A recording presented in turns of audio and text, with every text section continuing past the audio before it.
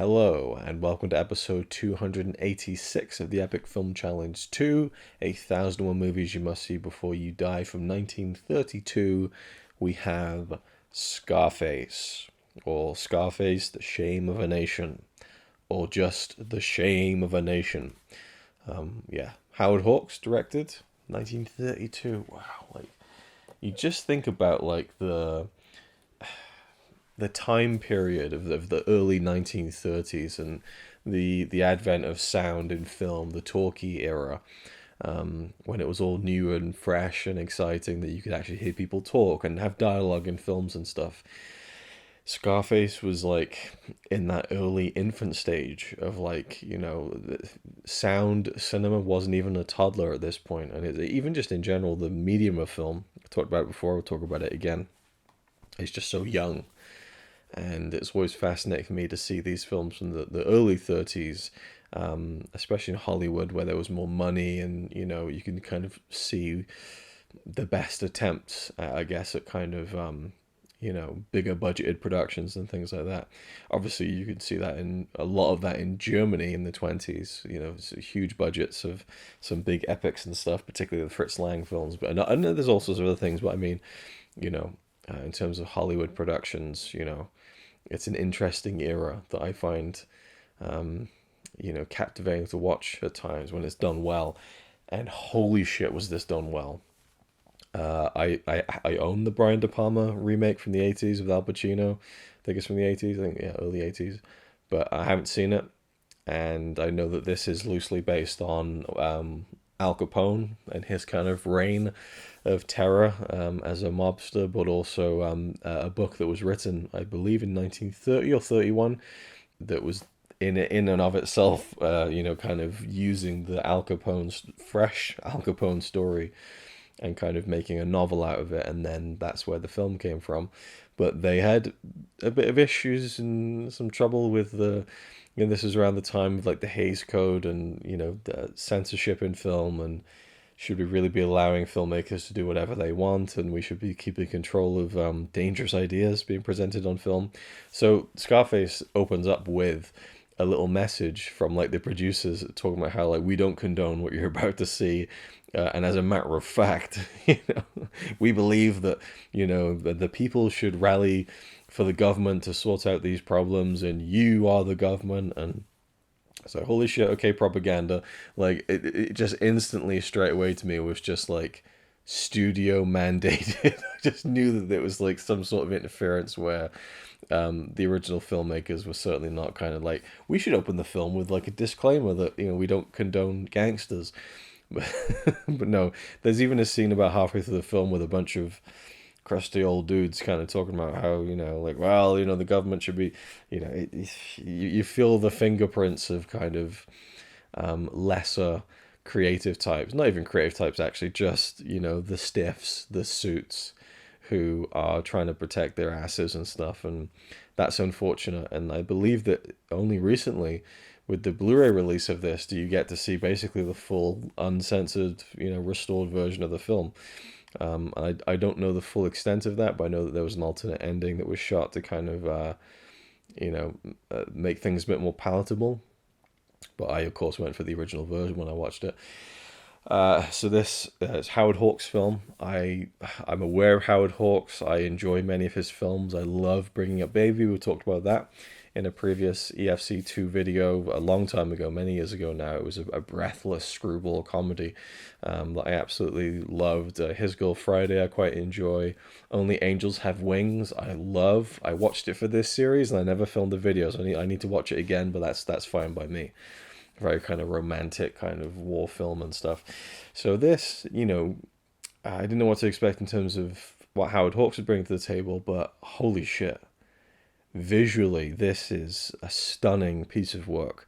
Right from the beginning, the film opens with a shot of a street lamp dimming. I believe it's dimming, and I believe it's it hinted at this is the early hours of the morning. Morning's about to break, basically. And the camera pans down from this street light to the front of a restaurant bar, and there's a man outside it he's kind of clearing up for the night, and the camera follows him inside the building, right? This is all one shot. And then we move inside and we can see a big party is taking place, and there's three men, I believe, around a table. They're still there, still going, but winding down, and they're chatting about business and things. Two of them leave, and one kind of walks off, and we continue following him with the camera. The lights go down, and then through the shadows, a silhouette appears, and a gun, and there's a murder. Now, this feels like a 5-minute scene. I timed it. It's like just over 3 minutes, 3.5 minutes. One single continuous shot, but it's just the dynamic opening on the street lamp and the way that it pans down into kind of street level and then inside the building, following the characters, and we keep moving in this unbroken shot to the murder that kind of sets things in motion for the film. I just thought it was incredible, especially for its time. And I've talked about it many times before. I'll talk about it again. But people do kind of tend to point at things and say, "Well, this is the first time this has ever been done, and this is so ahead of its time." And I can kind of, more often than not, I can go, "Actually, there was a film in 1919 that did something like this," So but I do think it's a very dynamic opening. It's very impressive for the time, especially considering the fact that they're recording sound. I don't know whether at any point in this there would be kind of ADR work or kind of post dubbing, or whether it's all live audio on set. I don't know. I don't know what the process was really, but in the early talkie era, that's something I know nothing about really. And even the 1930s in general, I always say it, is a real blind spot for me in terms of cinema. And so it's always nice for me to check out a film from the 30s and get more of a handle on the era. But yeah, I don't know. But I don't know whether the sound, the advent of sound would make an opening shot like that. A single 3-minute take of again, moving from one location. Obviously, it's all one set, but I feel like it's no small feat, and I found it very impressive.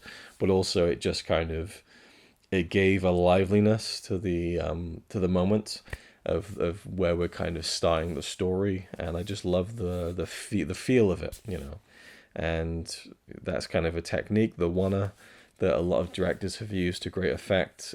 Some directors have built an entire movie around it, but it gives you a different feel as an audience member if you're aware of it happening. Of course, there are a lot of people who will watch it who won't even really be aware of the fact that it's one shot. That's fine. I don't think it doesn't need to announce itself, but for me, I just found it really engrossing to kind of kick the movie off. But in general, the cinematography, the shadows, the gorgeous black and white. Most of the film takes place at night and in kind of shadowy corners, and the blinds and kind of the light outside the window and the silhouettes. I mean, it's a fucking stunning film to look at. It really is. It's just so romantic and grimy at the same time. It has that kind of dreamy quality of the film noir, and it's slightly off reality, but at the same time the story is grounded in a real sense of kind of danger as well.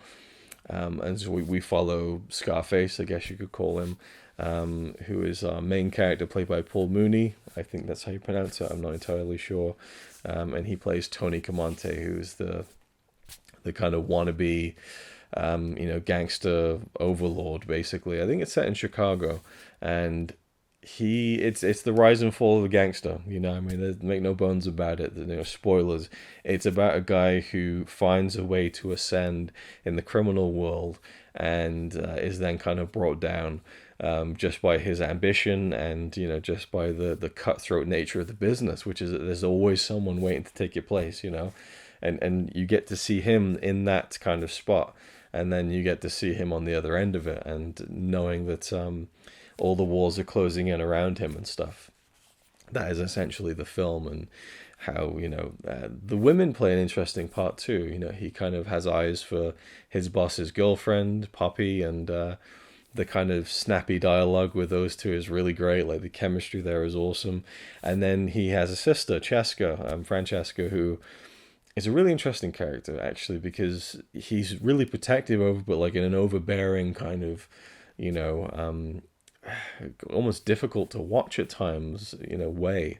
The way he's so protective of his sister, to the point where you just think like he doesn't want her to even live a life. He just wants to kind of hold her in a box, in a sense. And the idea for him of anyone touching his sister, a man or whatever, is enough to send him crazy. He gets really obsessive over that, and you can see how that is pushing her even more to do the things that he doesn't want her to do. And so that relationship ends up being very key to the film and quite an explosive component of everything. And his boss, played by, I think it's Osgood Perkins, Johnny Lovo. I don't know. I think Johnny Lovo. Yeah, I think that's who it is. I don't. Would it say on the back of the Blu-ray? Probably not. Yeah, it's just talking about Prohibition era and filmed during the pre-code era before censorship shaped the way movies were made. But I'm sure that there was still interference there. So this was maybe right on the cusp, you know. Yeah, Tony Camonte doesn't quite. I think it's Johnny Lovo. Maybe Johnny Lovo might be. And he was great. Like this guy who is really quite different to Tony in the way that he works and operates and feels and talks and everything. Tony's rough around the edges, you know, there's an exotic feel to him. And yeah, man, he's such a great performer. He steals the show. He is Scarface, you know, that's the character that you're watching progress throughout the entire film. You know, I don't know nothing, I don't hear nothing, I don't say nothing, you know. He's just got so many great lines, and really just across the board, the acting is exceptional. The characters are great. They're so well defined and drawn and performed. The violence really surprised me. You know, some of those drive-by shooting sequences are really shocking for the time. Like, just, I don't know, you just see a car rolls by and the windows are getting shot through and stuff. And you just think that, I don't know, that kind of, again, Prohibition era and how dangerous that stuff must have felt at the time. There's a sequence where, you know, the rival gang wants to send a message. I think the message is something like, stay out of the north side or something. I think the north side is kind of what Tony was like, we need to take the north side. And, you know, Johnny's like, look, we just cool your jets, you know, let me deal with that. We need to really take ourselves slowly here. Let's just do it. Tony's like, let's just do it like yesterday, you know. And that becomes, again, kind of the crux of the thing where he just wants to keep moving forward and forward and forward. And yeah, man, it's just such and every single scene is doing something that is adding to the next part. It's one of those films that's just compact. The pacing is incredible. And like I said, there's a message they want to send, which is stay out of the north side. And instead of just sending this message on a note, they send it on a note attached to a dead body from one of their gang members. And so there's a drive-by sequence where a car rolls by and they're all kind of ducking away, like, watch out. And this body just gets just hoofed out of the car. And it's like a dummy, but not in a way that looks, you know, sometimes with dummy shots in films, like, oh, you know, fake dummy. But it looks really, like, real. Not that I'm saying I think it was a real person, but it was really well done. And just the way that it fell and hit the curb and the head where the head kind of ended up, I know it just was a really realistic looking stunt, even though, is it really a stunt if it's just a dummy? I guess it's not technically, but that part was kind of like, fucking hell, like, you know. And then just the notes, like, stay out of the north side. Boris Karloff appears in this as a gangster, and he's just a really good actor, you know. I think, you know, Karloff gets kind of the Mummy and all this stuff, but he is a really good actor, and he's quite good in this. His part isn't that big or anything, but it's not like I was like, holy shit, you know, the monster can act, or the Mummy and Frankenstein, but, like, you know, yeah, it's weird that my mind first jumped to the Mummy, not I guess his most signature role, but it's not like I was, you know, I immediately thought, oh my god, the monster can actually, you know, because I've seen him in other things where he isn't playing those kind of more outlandish makeup heavy roles. He is a good actor, but as I say, like, I think most of the key players in the film are just so well performed. You know, I don't know the actress's name off the top of my head, but who plays Chaska, Tony's sister, she was great, I thought, especially towards the end.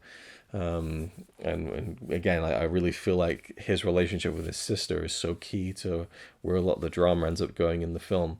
And there's so many different moving parts. I'm not going to go into all the details and stuff, and I'm trying to let go of the fact that I don't really have the time to do these massively in-depth things in all of these films, but I really was just blown away by the film, to be completely honest. I just loved the way it looked. I thought that it was just a gorgeous film, and you know, even though they kind of open it with "we're not condoning this" or "we're not trying to glorify this," it's glorifying it. Like the violence is very much, and it's one of those stories where you root for the bad guy. You know, you want to see him kind of ascend, but you also want to see what happens when he, you know, gets kind of knocked down a few pegs, because he does have this kind of arrogance, I suppose, a kind of a confidence that you know is going to be dangerous for himself in the end, because he's going to be overconfident, and he feels like he can take on the world. You know, there's this advertisement outside the building where he eventually lives, and it's like the world is yours. You know, and that's very symbolic, and the film deals with kind of symbolic images. There's a kind of recurring piece of imagery, at least twice I can think of, with an X. You know, and that, you know what that is kind of denoting. But there's a very particularly memorable scene where a bunch of people get killed, and instead of seeing that, we just kind of pan up, I believe, and see this kind of I think it's the shadows of a row of X's, or maybe it's like a piece of a girder or something. You know, again, it's been a couple of weeks since I watched it now, but just that image of the multiple X's, kind of, you know, I thought that was really cool, and really just an interesting way. Instead of just showing people get mowed down by machine guns, you kind of see that a marker of that person and their expiration. I thought that was really interesting. But again, I just thought that the way that the shadows with the cinematography is really almost the star of the show, and it really takes you into that kind of, again, it feels dreamy in a way. It's a dreamy kind of underbelly of this criminal, you know, gangster ring, and all kind of really pulled together, and hanging off the great lead performance by Paul Mooney, who's just fantastic. Saying Paul Mooney seems wrong or incorrect, but I'm not sure. But he is great either way, regardless of how you may or may not pronounce his name. And now I'm just really intrigued to see the Brian De Palma version, which I think is in the books. I might do that one next to kind of compare. And I have a little story of when I first tried to watch that film, so I might talk about that then. But for this one, the Howard Hawks version, yeah, right down to the bitter end, I thought it was absolutely fantastic. Is it a film you should see before you die? I absolutely think it is. I think it's, for the films I've seen from the 30s, it feels essential. My mind is cast back to Little Caesar. Yeah, you know, with with that guy. Who's that guy? Oh man, the actor who plays him. Oh, it's Edward G. Robinson, isn't it? Yeah, listen, see, like that feels a bit more comical, and you know, from in my mind's eye, I really can't remember much about that film, or whether I thought that it was a film you should see before you die. So, but this one, yeah, it's really excellent. And there's a shootout sequence where they're kind of holed down in this building, in like a diner, I think, or yeah, and it's just like, it's chaos, and the windows getting blown out and stuff, and yeah, man, every scene was great. It's a great film, you know, it's a masterpiece, I think. I just think that for a story that it's telling, it just executes everything so well. And, you know, I was just so wrapped up in it. So for me, is it a film you should see before you die? As I've already said and confirmed, yes, I believe it is. Thank you for watching, and I'll see you next time.